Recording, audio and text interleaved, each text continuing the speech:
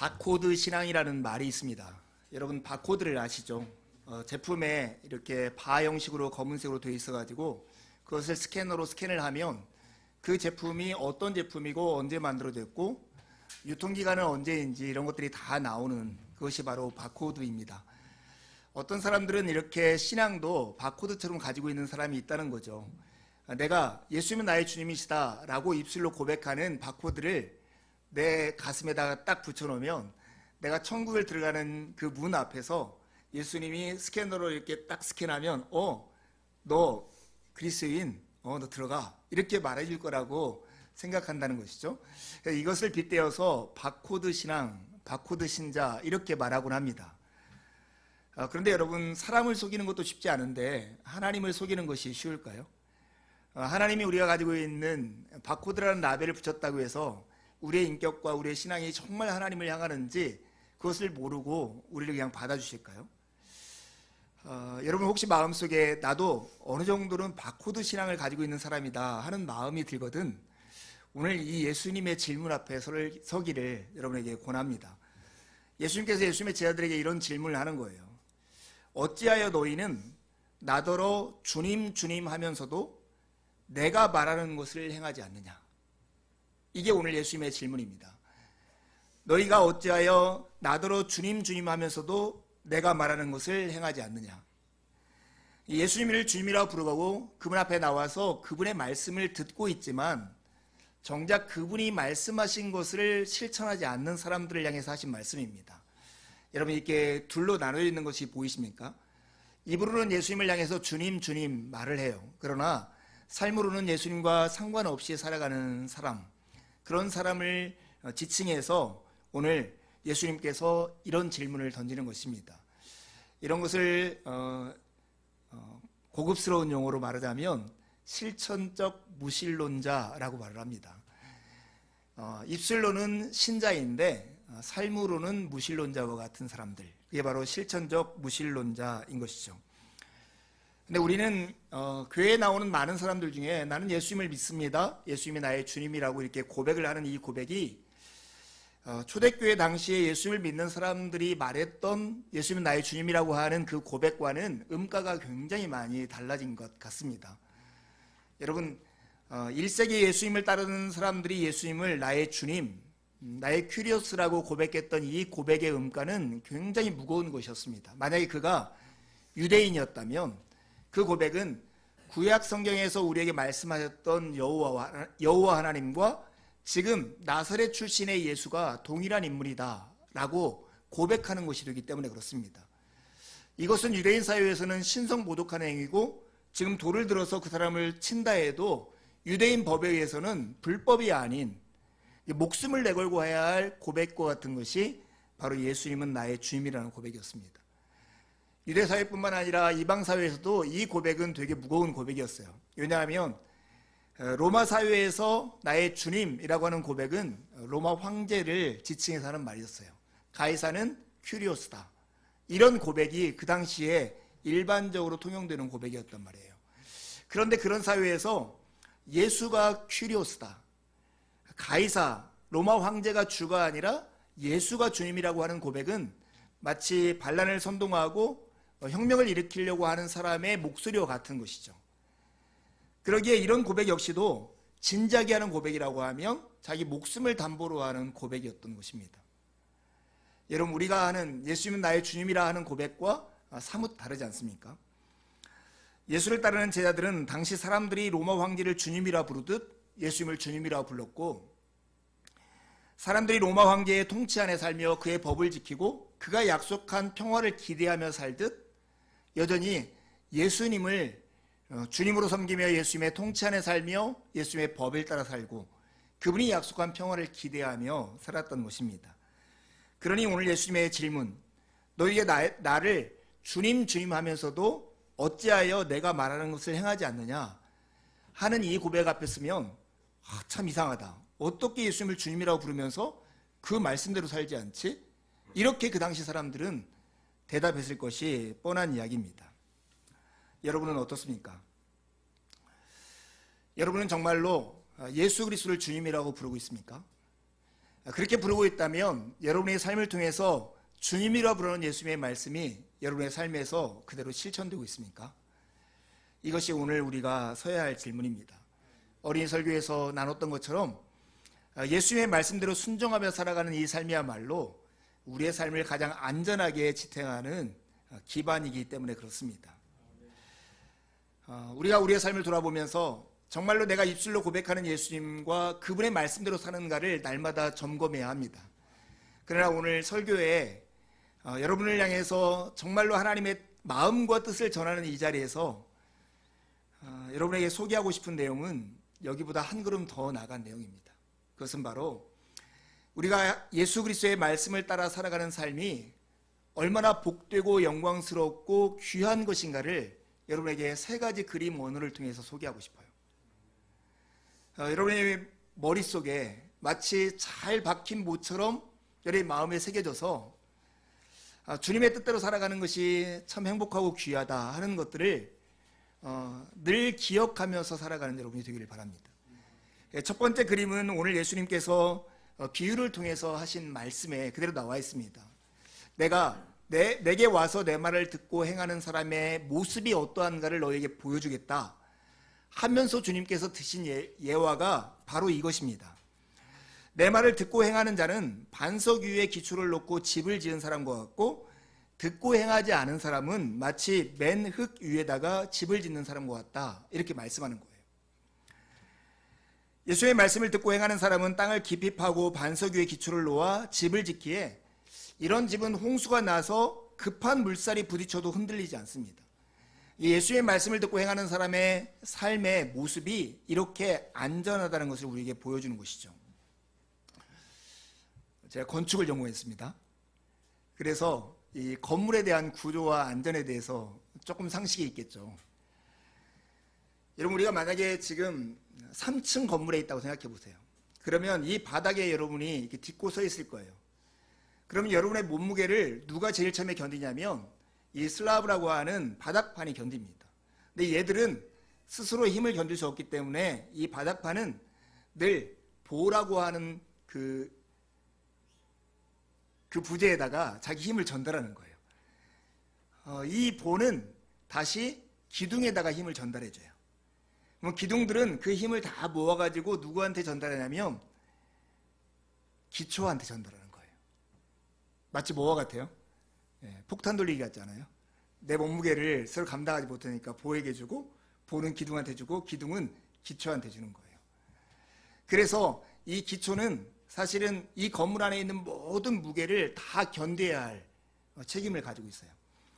예전에 제가 참여했던 어떤 프로젝트에서 이 기초 하나가 이렇게 크게 만들어졌어요. 한 3m, 3m 정도 크기로 만들어졌는데요.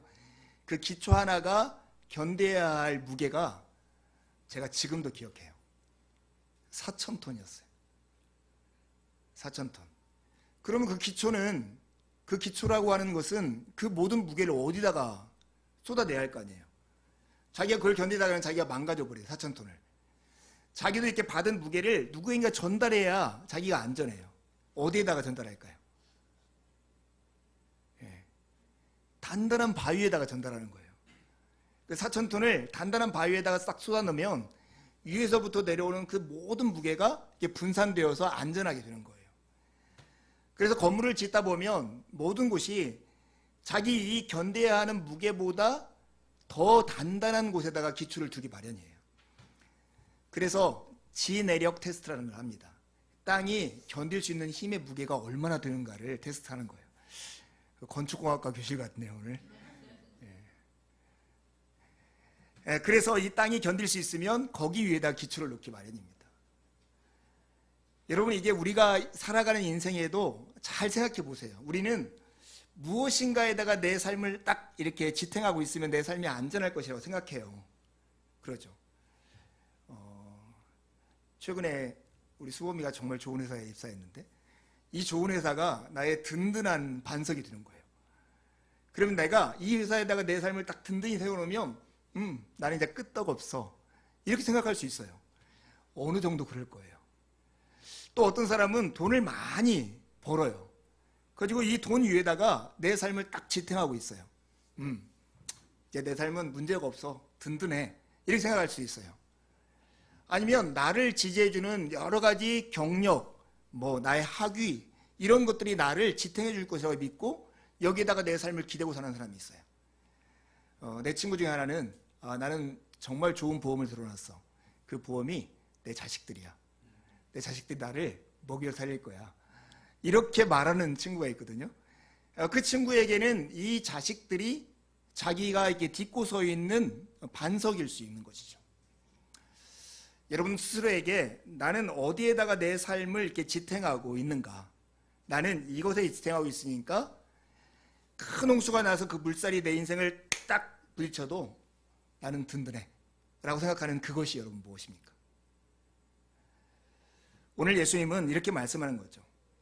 내게 와서 내 말을 듣고 행하는 것, 그것이 바로 반석 위에다가 네 기초를 놓고 건물을 세우는 것이다. 이렇게 말씀하고 있는 것입니다. 이와 반면 듣고 행하지 않는 것은 맨 흙위에다가 집을 짓는 사람과 같대요. 기초도 만들지 않고 맨 땅 위에 지은 집이기 때문에 홍수가 나서 물살이 딱 부딪히면 그 건물이 온전하지 못하고 파괴되게 말 것이라 이렇게 말씀하는 것이죠. 여러분 특징은 이거예요. 반석 위에 집을 짓는 사람과 모래 위에 집을 짓는 사람, 맨 땅 위에 집을 짓는 사람 두 사람의 공통점이 뭐냐면 그 두 사람 모두 다가 예수님을 주님, 주님이라고 부르는 사람이었다는 거예요. 그 사람 모두 다 예수의 말씀에 귀를 기울이고 그 말씀을 듣는 사람들이었다는 거예요. 그들의 차이는 그 들은 말씀을 자기의 삶으로 실천하는가 실천하지 않는가, 그것의 차이만 있었던 것입니다. 특히 아이러니는 이거예요. 맨 땅 위에다가 집을 짓는 것은 짓기도 쉽고 짓는데 시간도 빠르고 그 다음에 가격도 저렴해요. 반석 위에다 집을 지으려면 시간도 더디고 비용도 많이 들고 힘들기도 해요. 어린이 설교에서 얘기했던 것처럼 어떤 질문을 하느냐에 따라서 그 가치가 결정됩니다. 그냥 값싸고 저렴한 건물을 쉽게 짓겠다 하면 맨 땅 위에다 기초 없이 지어야겠죠. 안전하게 짓겠다 하면 반석 위에다가 집을 짓게 될 것입니다. 주님의 말씀을 듣고 행하는 사람은 반석 위에다가 집을 짓는 사람과 같습니다. 이 반석은 바로 예수 그리스도이십니다. 주님은 우리가 믿고 의지하기에 충분한 분이시고 우리 인생이 안전하게 살기를 원한다면 그분 위에 집을 짓고 그분 위에 우리가 단단하게 세워지기 위해서 그분의 말씀대로 순종하는 삶을 살아야 하는 것입니다. 여러분 순종하는 삶이 진짜 복된 것인 것이 이 집을 짓는 그림에서 나오는 것입니다. 우리가 돈을 모으려고도 많은 에너지를 쓰죠. 경력을 만들려고도 정말로 많은 노력을 기울입니다. 그것과 비교해 보면 예수님의 말씀대로 순종하며 살아가는 것은 정말로 적은 에너지로도 우리가 마음만 먹으면 할 수 있는 일들입니다. 너무 쉽지 않습니까? 그런데 이렇게 살아가는 삶이 가장 안전한 삶이라고 예수님께서 말씀하시는 거예요. 그러니 예수님의 뜻에 순종하며 사는 것이야말로 우리 삶의 진정한 복이다 말할 수 있는 것이죠. 이 순종에 대해서 이야기하면서 성경에 나와 있는 두 가지 그림원을 더 찾아보려고 합니다. 그 첫 번째는 날개라고 하는 거예요. 여러분 우리가 새 날개 아래 새들이 자기 새끼를 이렇게 품고 있는 것을 본 적 있습니까? TV에서나 봤겠죠. 그러나 가까이서 실제로 보는 경우는 닭이 자기 병아리들을 이렇게 안고 있는 모습을 여러분들이 본 적은 있을 거예요. 그 모습이 하나님께서 우리를 보호하시는 모습의 성경적인 그림 언어예요. 여러분 시편 91편 말씀을 제가 찾아서 한번 읽어보겠습니다. 시편 91편 제 1절부터 읽을게요. 지존자의 은밀한 곳에 거주하며 전능자의 그늘 아래에 사는 자여, 나는 여호와를 향하여 말하기를 그는 나의 피난처요 나의 요새요 내가 의뢰하는 하나님이라 하리니 이는 그가 너를 새 사냥꾼의 올무에서와 심한 전염병에서 건지실 것이로다. 그 다음부터 나오는 말씀에 여러분 귀를 기울여보세요. 그가 너를 그의 날개로 덮으시리니 내가 그의 날개 아래로 피하리로다. 여러분 이 말씀에 잘만 생각해 보세요. 하나님이 마치 큰 독수리 새처럼 이렇게 깃을 이렇게 펼치시는 거예요. 이게 바로 하나님께서 우리에게 약속하신 복이고 주님이 우리에게 하신 말씀이에요. 그 말씀에 순종하여 사는 삶이라는 것은 뭐냐면 이 큰 깃 아래에서 자기의 몸을 피해서 다른 동물로부터 다른 공격으로부터 자기를 보호받는 것, 그게 바로 순종하는 삶, 내가 그 날개 아래로 피하리이다 하는 고백인 것이죠. 이러한 삶에 약속된 것은 뭐냐면 두려움이 없는 삶입니다. 말씀이 계속 이어져요. 내가 그의 날개로 피하리이다. 그의 진실함은 방패와 손방패가 되나니. 하나님은 신실하신 분이기 때문에 그분 자체가 방패가 되신다는 거예요. 그 결과가 뭐냐면 너는 밤에 찾아오는 공포와 낮에 날아드는 화살과 어두울 때 퍼지는 전염병과 밝을 때 닥쳐오는 재앙을 두려워하지 아니하리로다. 여러분 저만 그렇습니까? 나이 들면서 문득 마음속에 있는 두려움과 불안들이 있더라고요. 갑자기 아프면 어떨까? 갑자기 재정이 없으면 어떨까? 갑자기 누구하고 관계가 깨어지면 어떨까? 뭐 이런 마음이 마음속에서 가끔씩 치솟을 때가 있어요.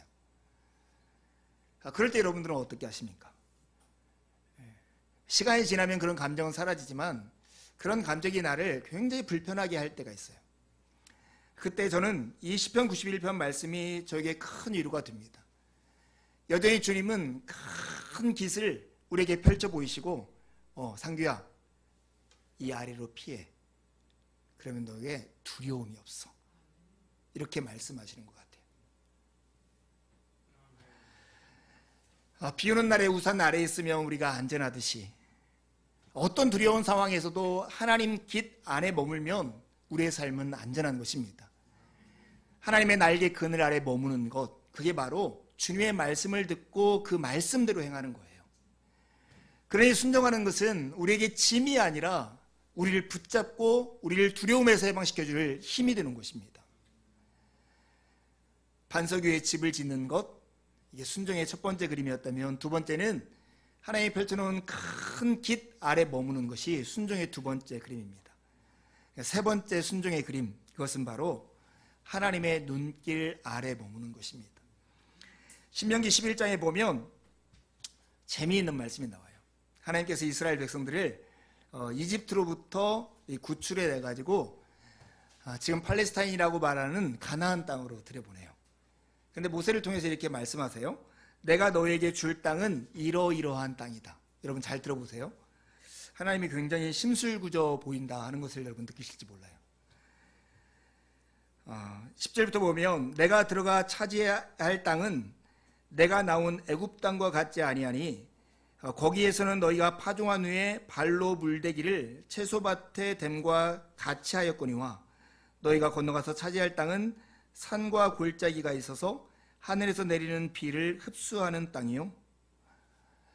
여러분 애굽 땅에서 불러내어서 하나님께서 약속한 젖과 꿀이 흐르는 가나안 땅으로 들여보냈는데 그 땅을 비교를 하는 거예요. 근데 애굽 땅은 어떤 땅이냐면 씨를 뿌린 다음에 물대기가 얼마나 편하냐면 발로 이렇게 몇 번 툭툭 치면 물을 댈 수 있을 만큼 정말 농사짓기가 좋은 땅이래요. 그런데 너희들이 들어갈 가나안 땅은 어떤 땅이냐면 하늘에 내리는 그 비를 다 흡수해버리는 땅이래요. 영미사님, 두 땅 중에 어느 땅을 사시겠습니까? 농사를 아는 사람이라면 바보같이 산과 골짜기에서 비를 흡수할 땅을 살 사람은 세상에 없을 거예요. 다 애굽 땅같이 씨를 뿌려놓고 한번 툭툭 치면 물을 줄 수 있을 만한 그런 땅을 살려고 누구나 그러겠죠. 그 땅을 사는데 비용을 지불하겠죠. 그런데 하나님은 굳이 그런 땅에서 사람들을 데려다가 이 척박한 땅, 이 땅에다가 두고 거기서 살게 하신 거예요. 그리고 꼭 필요할 때만 이른 비와 늦은 비를 내려주세요. 그게 하나님의 일이에요. 좀 짓궂지 않으십니까? 하나님이 왜 이렇게 심술궂게 우리에게 하세요? 우리가 먹을 거 충분히 주고 마음껏 누리게 하시면 되죠. 애굽 땅에서 바로를 쫓아내고 이스라엘 백성들이 왕이 되어 살게 하면 얼마나 좋을까요? 이렇게 말할 법도 한데 하나님은 가나안 땅에 그들을 데려보내십니다. 그러면서 그 땅이 진짜 젖과 꿀이 흐르는 땅인 이유를 설명해요. 그게 바로 12절이에요. 내 하나님 여호와께서 돌보아 주시는 땅이라 연초부터 연말까지 내 하나님 여호와의 눈이 항상 그 위에 있느니라. 이 가나안 땅이 진짜 복된 땅인 이유, 그것은 그 땅의 환경이 좋았기 때문이 아니에요. 그 땅의 환경은 애굽 땅에 비해서 척박한 땅이었지만 하나님의 눈이 연초부터 연말까지 그 위에 있어서 하나님이 돌보신 땅이기 때문이라는 것. 신자의 복, 그 복은 하나님이 눈동자처럼 우리를 지키신다는 데 있습니다. 하나님의 눈길 아래 머무는 것, 그게 바로 순종하는 삶입니다. 그 순종하는 삶을 13절에서 이렇게 해요. 내가 오늘 너희에게 명하는 내 명령을 너희가 만일 청종하고 너희의 하나님 여호와를 사랑하여 마음을 다하고 뜻을 다하여 섬기면, 이게 바로 하나님의 눈길, 하나님의 복 주시고 연초부터 연말까지 돌보시는 하나님의 땅 안에 그 복을 누리며 살아가는 삶의 태도인 것입니다. 순종은 하나님의 눈길 아래 머무는 것입니다. 우리가 순종의 세 가지 그림을 확인했습니다.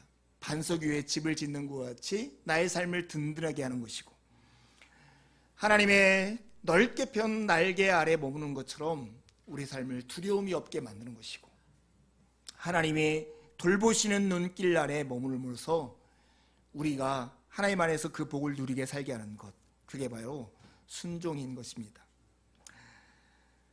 힘겨운 오늘과 알 수 없는 내일로 고단한 인생길 가운데 살고 있습니까? 그렇다면 여러분이 피할 곳은 어디입니까? 그것은 오늘 성경의 그림원으로 말하면 하나님의 날개 아래입니다. 순종한다는 것은 주님의 날개 아래로 우리의 몸을 피하는 것입니다. 그런 의미에서 순종은 우리가 벗어버려야 할 짐이 아니라 우리를 붙잡아주는 힘인 것입니다. 우리 사회는 권위를 무시하고 누군가의 말에 따라 사는 것이 나의 자유를 얽매는 것이라고 착각하는 사회 속에 살고 있습니다. 그러나 여러분 잘 생각해 보십시오. 요즘 올림픽 시즌인데 올림픽에서 정말 중요한 역할을 하는 게 바로 코치입니다. 코치의 말을 선수가 듣는 것을 선수가 내 자유를 왜 코치가 침해해, 이렇게 말하는 선수가 있을까요? 나는 저 코치 때문에 내 행복을 누리지 못해, 이렇게 말하는 사람이 있을까요? 아무도 없을 거예요. 코치 덕분에 오히려 내 삶이 풍요로워지고 내가 경기에서 이길 수 있을 거라고 말을 할 거예요. 우리가 순종한다는 것은 운동선수가 코치의 말을 듣듯 우리의 인생의 안내자이시고 우리의 목자이신 주님의 말씀에 순종하는 것입니다. 이 삶이야말로 우리를 복되게 하고 우리를 안전하게 하고 우리의 삶을 풍요롭게 하는 길입니다. 예수님과 그분의 나라라는 그 새 포도주를 담을 수 있는 새 가족부대의 인생은 어떤 인생일까요? 주님의 말씀을 듣고 그 말씀대로 행하는 것입니다. 제가 이번 주에 사고를 치고 사고를 당했습니다. 저 스스로에게 사고를 내고 사고를 당했습니다. 제가 나름대로 운동신경이 좋다라고 생각하고 요즘 전동 킥보드를 타고 다니는데 주일날 멋지게 킥보드를 타고 가다가 한 손으로 운전하면서 호주머니에서 휴대폰을 꺼내서 딱 볼 유랑이었습니다. 상상이 되시나요? 이게 확 전복되면서 제 인생에서 이렇게 강하게 제 머리와 아스팔트가 이렇게 부딪힌 적이 있을까 싶어요. 뒤로 넘어져가지고 이 머리 뒷부분을 바닥에 찌는데 그냥 멍해지더라고요. 제가 나름 헬멧을 걸치고 있었거든요. 넘어지는 순간 헬멧은 날아가고 그냥 머리하고 이렇게, 제가 오늘 이상하거든, 그 사고 때문이다, 이렇게 여기시길 바랍니다. 제가 설교를 준비하다가 그런 생각이 드는 거예요.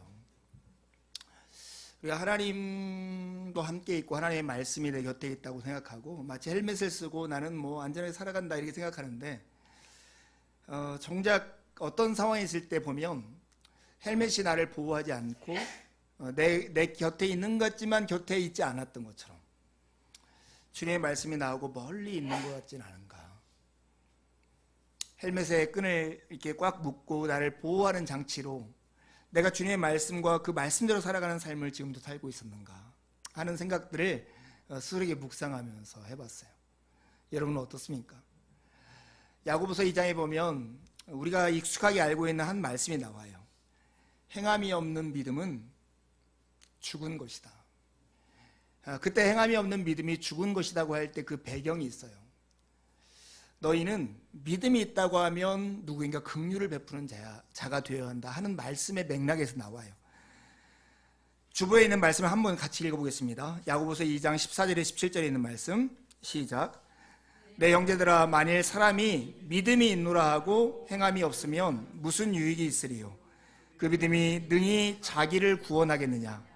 만일 형제나 자매가 헐벗고 일용할 양식이 없는데 너희 중에 누구든지 그에게 이르되 평안히 가라 덥게 하라 배부르게 하라 하며 그 몸에 쓸 것을 주지 아니하면 무슨 유익이 있으리요? 이와 같이 행함이 없는 믿음은 그 자체가 죽은 것이라. 행함이 없는 믿음이 죽은 것이다 이렇게 말을 하는 것은 더 정확한 표현은 이거예요. 행함이 없는 믿음은 아무 쓸데가 없는 믿음이다. 내가 누군가를 도와줘야겠다고 사랑해야겠다고 하는데 이렇게 말을 하는 거죠. 형제가 헐벗고 있고 일용할 양식이 없는데 편안히 가. 따뜻한 옷 입어. 또 많이 먹어. 이렇게 말을 한다고 해서 그 말이 그 사람에게 어떤 유익이 되겠냐 하는 거예요. 여러분 우리의 믿음이 우리의 삶에 진정한 유익이 되려면 예수님의 말씀하신 것이 여러분의 몸으로 실천이 될 때만 그 말씀은 의미가 있는 것입니다. 여러분 그렇게 살고 있습니까? 사랑하는 여러분, 저를 위해서 아니면 제가 보기에 저 사람은 신실한 그리스도인이다 하는 평가나 이런 것은 아무런 의미가 없습니다. 저도 여러분과 똑같은 위치에서 오늘 이 말씀을 가지고 하나님 앞에 서려고 해요. 나는 내가 주님이라 부르는 예수님의 말씀을 그렇게 무겁게 받아들이고 있는가? 주님의 말씀이 나에게 생명을 주고 마치 반석 위에 집을 짓고 주님의 날개 그늘 아래 거하고 주님의 눈동자 앞에서 살아가는 삶이라고 할 때 내가 과연 그 삶을 기쁘게 살고 있는가? 이번 한 주 저에게 던질 제 질문이기도 합니다. 내 믿음은 행함이 있는 살아있는 믿음인가? 내 믿음이 나의 삶에 진정한 유익이 되는가? 우리 모두가 그 질문 앞에 서기를 바랍니다. 예수를 닮은 새 가족부대 인생은 순종하는 삶입니다. 그 순종의 내용은 예수님이 말씀처럼 너희도 자비로운 자가 되라 하는 말씀 속에 담겨져 있습니다. 이것이 예수님께서 하신 대계명을 근거로 하면 내 이웃을 사랑하라는 것이고 예수님 말씀하신 새 계명의 근거는 서로 사랑하라고 하는 말씀입니다. 우리가 예수님의 말씀에 순종한다라고 하는 것의 가장 핵심은 주님이 나를 사랑한 것처럼 내가 누군가를 사랑하는 것입니다. 그 삶이 우리를 가장 안전하게 만드는 것입니다. 그 사랑의 방법이 두 가지입니다. 내가 내 몸을 사랑하듯 주님이 나를 사랑하신 것처럼 누군가를 사랑하십시오. 그 삶은 반석 위에 지은 집 같은 삶이고 하나님의 날개 그늘 아래 머무는 삶이고 우리를 보호하시고 돌보시는 하나님의 눈 앞에서 살아가는 삶입니다. U2라고 하는 락그룹의 싱어 보노라는 사람이 한 말을 참 저는 좋아합니다. 그가 이렇게 얘기했어요. 내가 하는 일에 하나님께 복을 달라고 기도하는 대신에 하나님이 하시는 일에 참여하라. 왜냐하면 하나님이 이미 복 주신 일이기 때문이다. 순종은 하나님이 이미 복 주신 일에 우리의 인생이 참여하는 것입니다. 그러면 우리는 그 복 안에 머물 수밖에 없습니다. 오래전에 그 미국 여행을 잠깐 할 때 샌프란시스코에 들렸다가 어느 교회에서 예배를 드리게 되었습니다. 예배 끝난 다음에 식사를 하는데 거기에 있던 한 어른이 그런 얘기를 하는 거예요. 샌프란시스코에는 정말 유명한 대학들이 많아요. 그 유명한 대학이 어떤 대학이죠? 스탠포드도 있고 UC 버클리도 있고 막 정말로 유명한 대학이 많은데 그 미국에 사는 그분이 그런 얘기 하더라고요. 여기서요 그 유명한 대학에 들어가는 사람은 많은데 졸업했다는 사람은 별로 없어요. 그 얘기를 하는 거예요. 왜냐고 물었더니 언어의 한계가 있어서 입학할 때는 여러 가지 서류 전형에서 들어가는데 그 과정 속에서 그것을 마치지 못한다고 하는 거예요. 설교를 준비하면서 이 생각이 났어요. 우리가 순종하는 것은 입학 시험을 보는 게 아니에요. 순종해가지고 천국에 가는 시험을 보는 게 아니에요. 하나님의 은혜로 우리를 받아들이셨어요. 우리는 학교에 들어가서 하나님 나라의 수업을 받는 과정 속에서 우리는 순종에 대한 이야기를 하는 거예요. 이 순종을 하면 우리가 그만한 실력이 있고 그만한 복을 누리게 되는 거예요. 우리를 순종으로 이끄는 힘은 하나님 앞에 혹시 벌을 받을까 하는 두려움이 아니라 하나님이 우리에게 이미 베푸신 은혜에 대한 감사입니다.